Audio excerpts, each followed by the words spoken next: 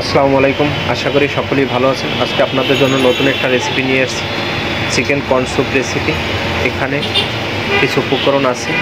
প্রথমে আপনি গরম পানি নেবেন। এখানে ফুটন্ত পানির ভিতরে হালকা পরিমাণ মতন লবণ দিবেন। লবণের পর আপনি পরিমাণ মতন লবণের চেয়ে একটু কম টেস্টিং সল দিবেন। এখানে আমি একটু টেস্টিং সল দিয়েছি। তারপর আপনি টেস্টিং সলের চেয়ে একটু কম চিনি দিবেন। দেওয়ার পর খুব ভালোভাবে এটাকে পানির সাথে নেড়ে মিশিয়ে নেবেন, যেন পানির সাথে মিশে যায়।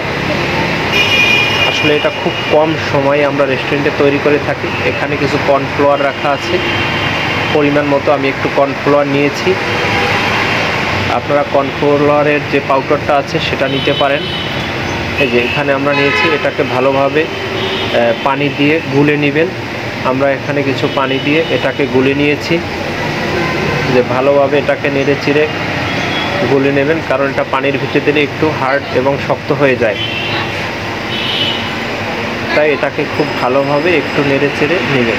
এখন পানির ভিতরে, ফুটন্ত গরম পানির ভিতরে আপনি এটাকে হালকা ছাড়বেন, হালকা অল্প অল্প ছাড়বেন এবং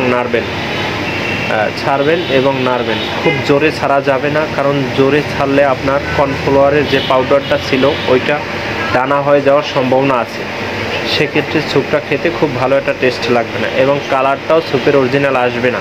তাই খুব অল্প পরিমাণ ছাড়বেন এবং পানিটা ভালোভাবে নাড়াচাড়া দিবেন, তাহলে এটা পানির সাথে ভালোভাবে মিশে যাবে। এই যে দেখতেছেন, এখানে আমরা অল্প ছাড়ছি এবং পানির সাথে মিশিয়ে দিচ্ছি। আসলে এভাবেই খুব কম সময়, কম খরচে, শর্টকাটে আমরা রেস্টুরেন্টে কর্ন স্যুপটা করে থাকি। এটা আমরা খুব কম খরচেই করে থাকি এবং কম প্রাইজেই সেল করে থাকি। এখানে 50 টাকা কোয়ান্টিটির স্যুপ বিক্রি করে থাকি, 30 টাকাও করে থাকি এবং এটার কস্টটাও খুব কম হয়, খরচটা। তাই আপনারা যারা বাসায় তৈরি করতে পারেন তারাও খুব কম খরচে সহজেই এভাবে স্যুপটা তৈরি করতে পারবেন এবং যারা রেস্টুরেন্টে বিজনেস করতে চাচ্ছেন তারাও খুব কম সময়, কম খরচে এই স্যুপটা তৈরি করতে পারবেন। স্যুপ একটি লাভজনক ব্যবসা। এটা আপনি যদি কোনো রেস্টুরেন্টে রানিং করে ফেলতে পারেন তাহলে খুব দ্রুতই এটা আপনার ভালো বেনিফিট পাওয়া যাবে। এখানে আমরা হালকা একটু টমেটো সস দিয়েছি, কারণ টমেটো সসটা দিলে আপনার কালারটা একটু থাই কালারের আসে। তাই আপনি একটু টমেটো সস ইউজ করবেন এবং খুব পানির সাথে ভালোভাবে মিশিয়ে নেবেন। যে দেখেন, আমাদের কালারটা খুব থাই কালার এবং হলুদ একটা ভাব চলে এসেছে। আপনারাও এভাবে ট্রাই করতে পারেন এবং খুব ভালোভাবে এটাকে নেড়ে নেবেন। আমরা এখন এখানে 3টা ডিম নিয়েছি। আপনি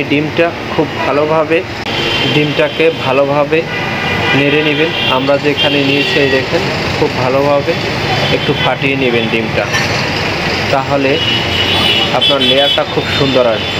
এখন সেমলি আপনার কর্নফ্লাওয়ার যেভাবে ঢেলেছেন, অল্প অল্প করে ডিমটাও পানির ভিতরে ছেড়ে দিবেন।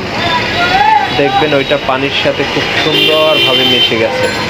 এই যে দেখতেছেন, আমরা ডিমটা দিয়ে দিয়েছি, খুব ভালোভাবে পানির সাথে এটা অ্যাড হয়ে গেছে।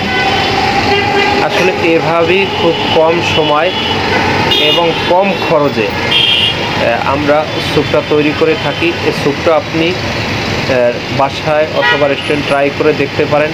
খুব অনায়াসে, খুব সুন্দর এবং খেতেও খুব ভালো লাগবে এবং যে কেউ এটা খেতে চাবে, কারণ এখানে অতিরিক্ত কোনো কিছু অ্যাড করা হয় নাই।